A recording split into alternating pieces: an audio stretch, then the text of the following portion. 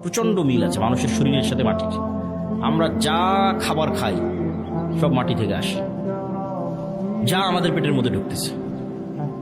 এমন কোনো খাবার নাই যেটা তুমি মাটির সংস্পর্শ ছাড়া তৈরি করতে পারবে, আলোর সংস্পর্শ ছাড়া তৈরি করতে পারবো, পানির সংস্পর্শ ছাড়া তৈরি করতে পারবো, কিছু নাই।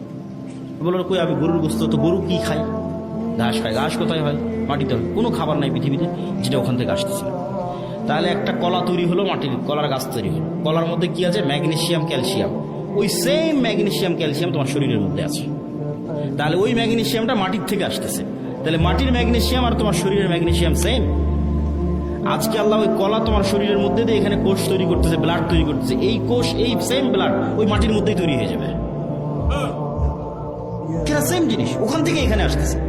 শুধু আল্লাহ এই শরীরের উপযুক্ত করার জন্য গাছগুলোকে তৈরি করে দিয়েছে, যাতে সরাসরি মানুষ মাটি খেতে পারবে না, ওখান থেকে ওই মাটির রস শুষে নিয়ে যে কলা হবে সেটা মানুষ খেতে পারবে।